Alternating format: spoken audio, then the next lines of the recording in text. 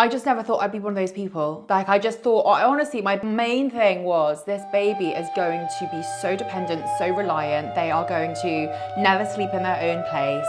And I don't want to raise a child that's so dependent on me. Like, they need to be independent. And how wrong I was. hello you, welcome back. In this video, I'm gonna be sharing my experience with co-sleeping, which is what happens when your baby sleeps in bed with you, why we made the decision to do it, and the pros and the cons. In the process of filming another video all about co-sleeping and how it saved my marriage and why it's really worked for us. But I want you to know that this is not me saying that absolutely every parent should do what I say. This is me sharing my experience, what has worked for me, my husband, and my baby. Everybody is different, everyone is individual. There's so much controversy around these topics. I just think everyone needs to do what works best for them. And I want to share the pros and cons of co-sleeping. So let's get straight into it. We decided to co-sleep because after 7 days of having my baby, we did not sleep at all.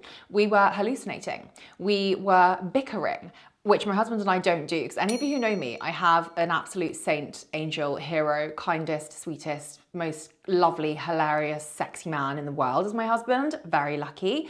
And we don't bicker, we don't argue. I mean, he's the kind of person that you could literally try and start an argument with and he would just never argue with you. So You would just be having an argument with yourself for the sake of having an argument. love that for me. But anyway, we then decided to co-sleep, and that was because the midwife at our 5-day checkup, have you tried co-sleeping? And we were like, oh, we've heard that that's really bad. They will never be independent. They will always rely on their parents. They will never sleep on their own. They'll never know how to sleep on their own. And she was like, do some research into it. There's safe ways of doing it. What I realized from doing the research is very, very interesting. And I'm gonna link the article that I found all about co-sleeping that really transformed our relationship with, well, our mindset, I would say. Something that I noticed that was very interesting is that co-sleeping is basically the Western word for what so many, I think actually every other culture apart from Western cultures do as the norm. When I was speaking about it to my parents, my mum was like, yeah, we did that with you. We shared a bed with you. And so it's just very normal, but it's very frowned upon. So much stigma that's attached to it. So in the video where I talk a bit more about co-sleeping and why we did it and all of the research and that kind of thing, because like if you've watched my birth story or if you've watched any of the videos that I put out about pregnancy and postpartum, like I'm not the kind of person that makes a decision on the whim. I like my statistics, I like my science, I like my data. I want the facts before I invest in making a decision. And so we made that decision very quickly within a day after doing the research. We tried it that night. And oh my God, on the 7th night, the boy slept for like 6-7 hours. So we all slept for 6-7 hours. Obviously we were still waking every 2 to 3 hours to feed him, to change his nappy. But in between that, we were all sleeping very peacefully, very soundly. And we were like, oh, wow, this is game changing. We feel like new people. We feel like we can safely look after our child. We slept in the bed safely. There's no risk of rolling over and squashing him because of the safety techniques found on Instagram called CoSleeping. She has got an amazing image to show you the best and the safest way to do it. I'm not a smoker, neither is my husband. That's another factor. I don't drink alcohol, my husband doesn't really drink alcohol, but he hasn't since we've had a child. That's another factor that you shouldn't have a baby in the bed with you if anyone's been smoking or if anyone has been drinking. Things around not having blankets or cushions and pillows anywhere near them, all that kind of stuff. So if you're thinking about co-sleeping, the first thing I would say is do your own research, make sure that you do it safely. I'm gonna tell you the pros and cons of it. Pros, number one, we all slept.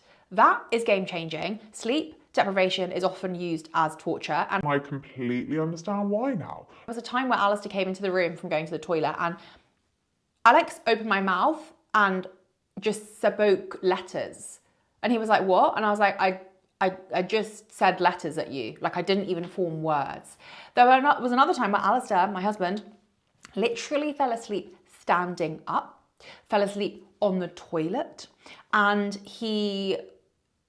like at one point he said to me that I came into the room and was talking at him and he literally had like the most bloodshot eyes. He looked so scary to me, but he was so sleep deprived. He said, when I walked into the room and I was saying something to him, like, I don't remember what I was saying now. He was like, I didn't even hear English. He's like, I didn't think you were speaking English. I thought you were speaking another language.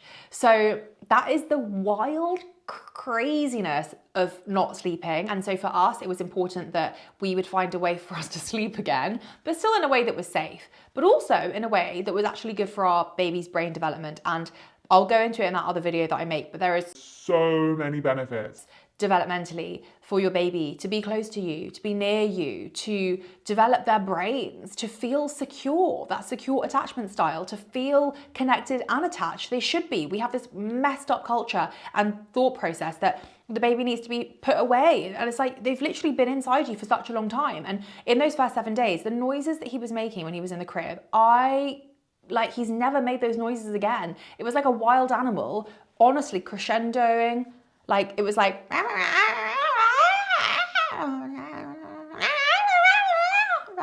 throughout the entire night. And when we started co-sleeping, that completely stopped. Like, it literally stopped. And I realized now that, and look, in those first 7 days, we tried lots of different things.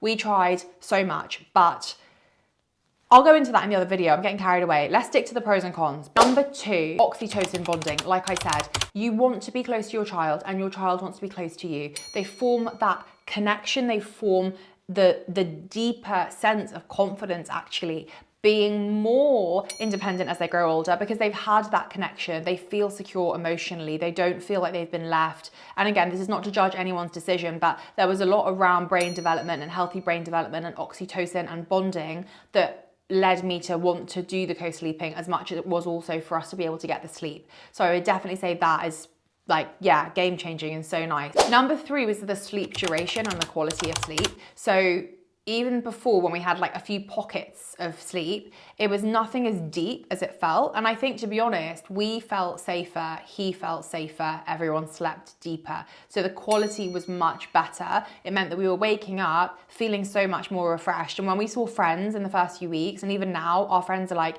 you're literally glowing and you've got a newborn. Like, how is that happening? And I'm like, it's because we are sleeping. and we know this because in the first few days, like I said, we didn't. And so obviously having a newborn, there's so many things going on. We had loads of issues with breastfeeding. I will link up my breastfeeding journey. I've shared that really, really openly and really emotionally with you guys.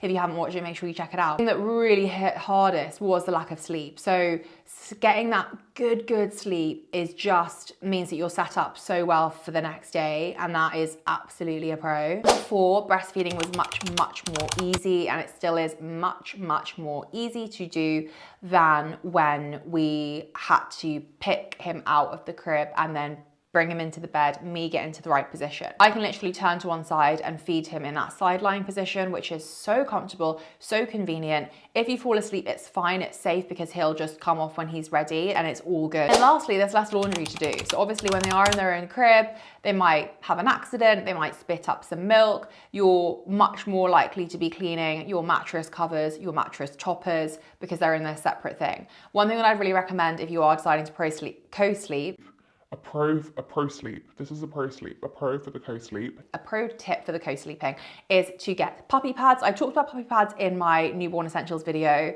or my new mum essentials video, my pregnancy video. I don't remember. I've got a few of like the essentials of what you need. One of them is puppy pads, and essentially we have a puppy pad on the area where Brody sleeps. That means that if he has an accident, I am not stripping the bed sheets every single time. Of course, it is not as eco-friendly because puppy sheets, puppy pads, they go straight into the bin. However, in a newborn situation, when you've got a newborn, you do need to have something that you can easily just get and actually easily just put in the bin. And actually, you've also got to think about if they are soiling the sheets every single time they do that, you are stripping your bed sheets, and we have a king size bed, and you're having to wash them. So not only is that more labor for you to do when you're already pretty exhausted because you have a newborn, but also that's another cycle or another large item that's going into your washing machine. So you've got to look at it like that. How can we be more environmentally friendly? Of course, environmentally friendliness is very important to me. You'll know that from these videos. I talk a lot about eco-consciousness around being a new parent, sustainability, hacks, things that will help you not waste your money and waste your time and waste your energy.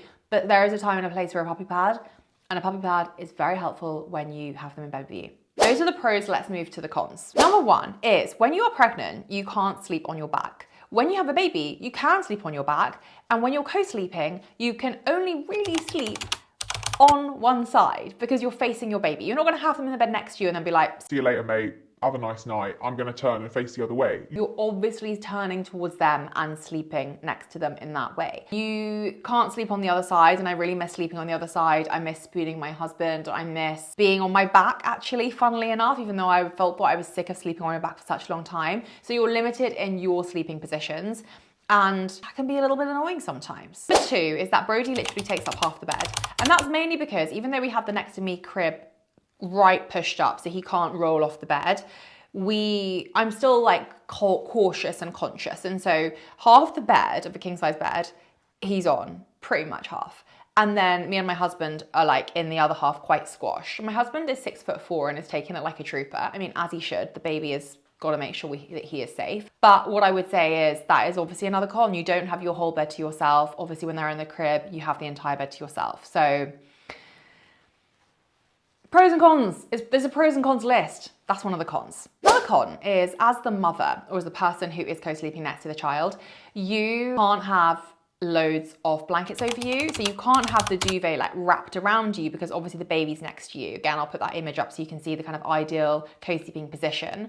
But also you can't wear like your thick jumpers, your cozy things. And that's because if you are breastfeeding, you want to have a button down pajama top or you just want to be naked. Probably not because you might leak. And if your boobs are leaking, you'll want to have a maternity bra on with some reusable, disposable or reusable